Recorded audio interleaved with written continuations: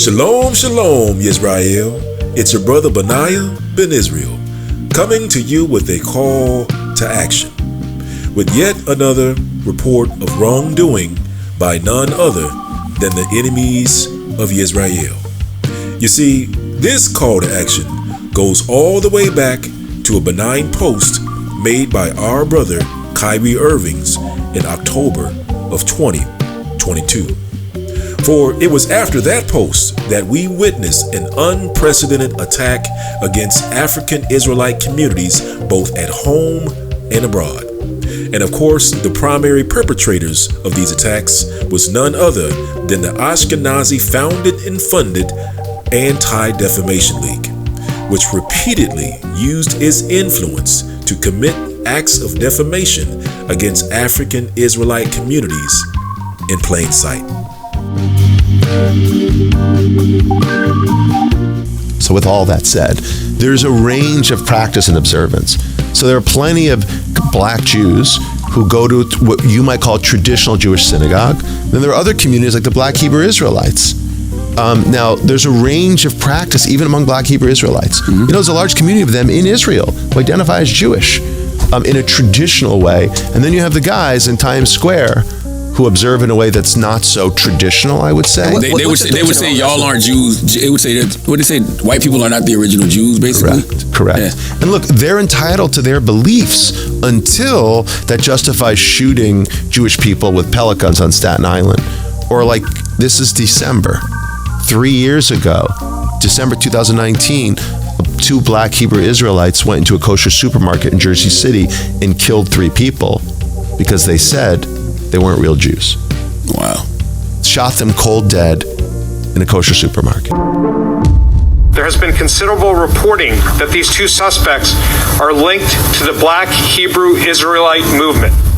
We have evidence that both suspects expressed interest in this group, but we have not definitively established any formal links to that organization or to any other group.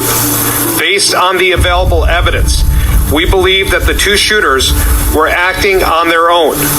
So again, you're entitled to believe whatever you want, but I think we need to recognize that rhetoric can have real world consequences. So when we talk about what is anti-Semitism, it's Black Hebrew Israelites this weekend. What, today's Monday? Tuesday. Wednesday. It's going to air on Wednesday. Sorry. So it is over this past weekend in Staten Island on Sunday, a Jewish man who he must have been Orthodox because you could identify that he was Jewish, and his son were shot by a young man with a pellet gun as they came out of BB guns. I did see that, yeah. And so when he was asked by the police, they said it was a hate crime. He said, how could it be a hate crime if I'm a Hebrew? And now for the truth.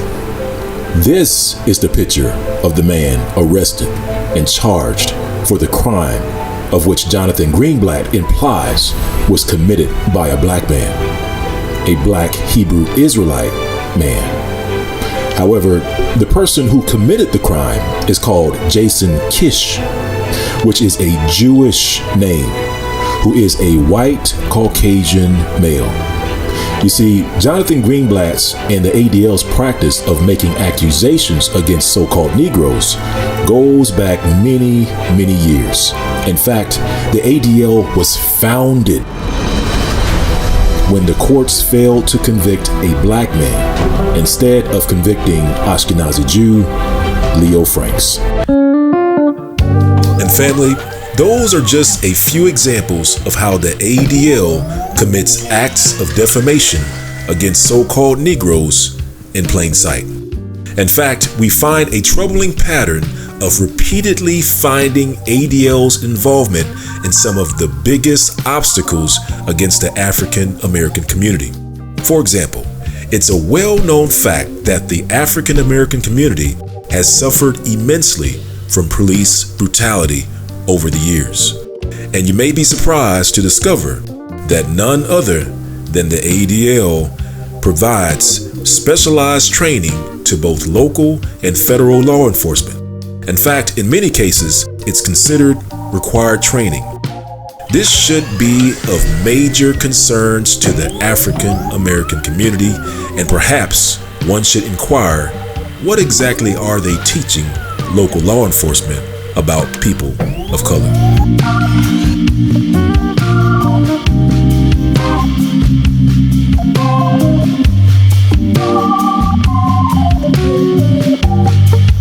In the early 1900s, just before the rebirth of the Ku Klux Klan, which was ushered in by a racist blockbuster film called Birth of a Nation, we curiously find the ADL getting into the film industry. We can even find the ADL working with the very movie studio which produced the racist film Birth of a Nation months before the racist film began filming. This movie revitalized the Ku Klux Klan, which directly led to massacres in the African American communities across the country, which includes Black Wall Street, Rosewood, and the Red Summer. And if you're interested, you can buy your very own brand new Blu-ray copy of this racist masterpiece for sale at Barnes & Noble today, with a Barnes & Noble editorial review by an apparent Ashkenazi promoting the film as a must-see.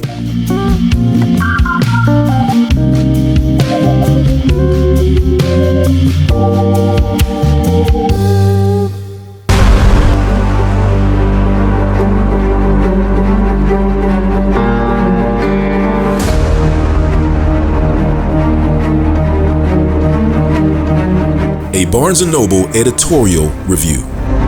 President Wilson praised it as history with lightning. Audiences flocked to see it at record high ticket prices, and critics lauded its undeniable technical brilliance. But this landmark epic's sympathetic treatment of the Ku Klux Klan sparked protests by African Americans and fierce controversy that continues to this day. To watch D.W. Griffith's The Birth of a Nation is to shift between delight at the subtle and brilliant acting of such Griffith regulars as Henry B. Walthall and Lillian Gish, amazement at the power of its innovative cinematography by the renowned Billy Bitzer, and dismay at its unashamed racism. Its dependence on blackface stereotypes and its hysteria about the idea of miscegenation. Nonetheless, this Civil War tale, which follows two families, one Southern, the other Northern, through the bloody conflict and bitterness of Reconstruction, is a must-see.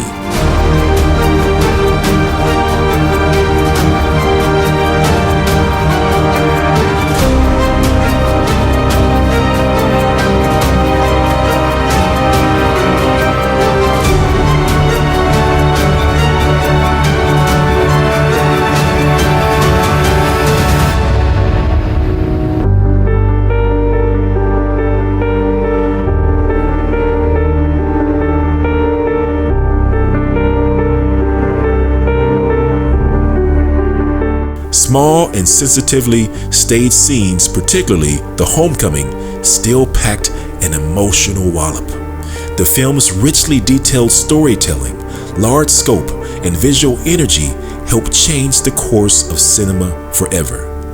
Barnes & Noble, Karen Backstein. The film Birth of a Nation was filmed by Ashkenazi Billy Bitzer, wardrobe provided by Ashkenazi Robert Goldstein, partially distributed by Ashkenazi Louis B. Mayer, and shown in theaters managed by Ashkenazis Erlanger, Klaw, and Schubert, and approved by the ADL's Film Censorship Board, and now promoted by Barnes & Noble Ashkenazi editor Karen Backstein. And we note shortly after the release of this film, membership in the Ku Klux Klan exploded into a mushroom cloud of hundreds of thousands of white hooded domestic terrorists in less than 10 years.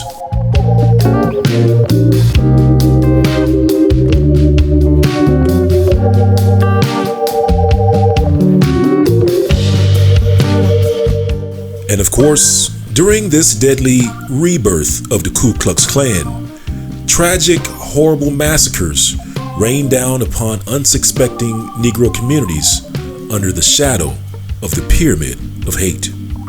As the following reference reads, History Channel, How the Birth of a Nation Revived the Ku Klux Klan, or reads, The Birth of a Nation opens glorifying the Ku Klux Klan. Because of its explicit racism, Birth of a Nation is also regarded as one of the most offensive films ever made. Actually titled The Klansman for its first month of release. Skipping ahead, Birth of a Nation caused riots in several cities and was banned in others, but was seen by millions. Skipping ahead, there is no doubt that Birth of a Nation played no small part in winning wide public acceptance for an organization that was originally founded as an anti-black and anti-federal terrorist group.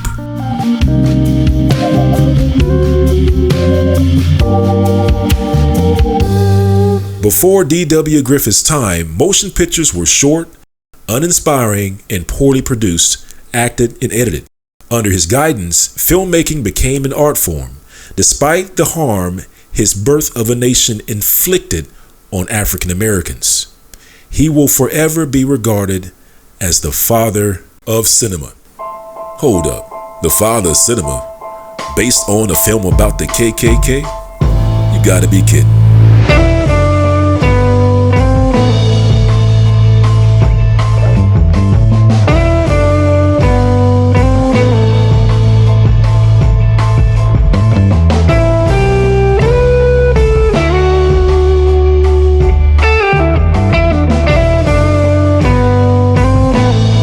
And so, here we are. A film called by the History Channel as one of the most offensive films of all times. Promoted by Barnes & Noble as a must-see,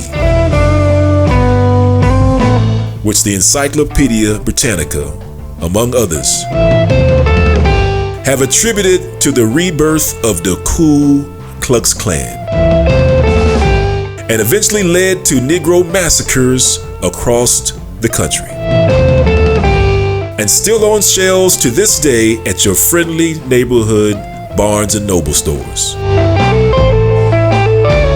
However, when our brother Kyrie Irving tweeted about a movie called Hebrews to Negroes, which led to Barnes & Noble pulling the book off its shelves because it was offensive. Offensive because it states that the Jews controlled Hollywood, a fact testified by the ADL's own history, in which it created censorship boards to control Hollywood. A statement of fact celebrated in the Academy Museum of Motion Pictures, which celebrates the Ashkenazi motion picture founders. For a fee, of course.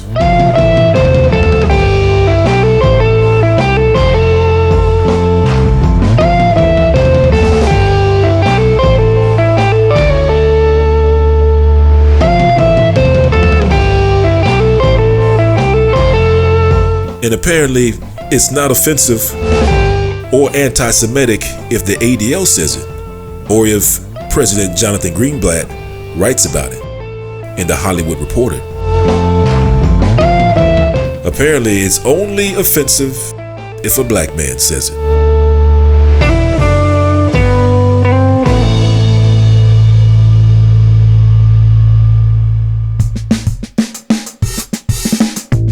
Here's the deal, family.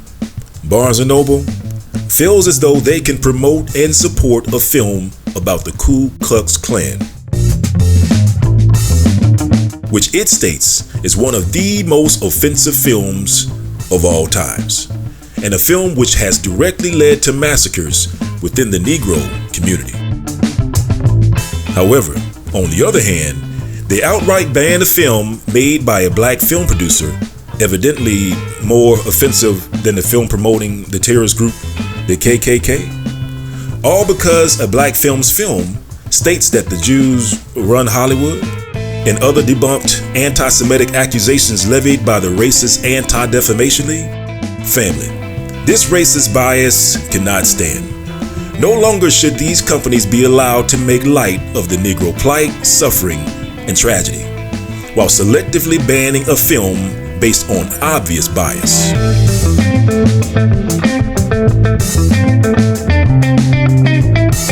Birth of a Nation was founded, produced, and distributed by Ashkenazis such as Billy Bitzer, Robert Goldstein, Louis B. Mayer, and others.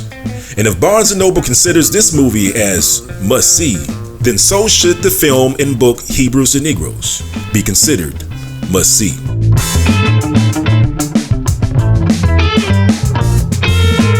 With that said, family, we ask that you email, call, text, chat, and tweet Barnes & Noble and demand that they reinstate Hebrews and Negroes back on their shelves. As long as it continues to sell the most offensive anti-black film of all time, Barnes & Noble should allow Hebrews to Negroes to be sold at its stores as well. Let them know that their discrimination will not stand. Join us in our Barnes is Not Noble campaign for justice and let our voices be heard. Enough is enough. So Israel, thank you in advance for your time, your help, and your support. And please like, share, and spread the word to your family and friends. Israelite Avengers, assemble for justice. Shalom.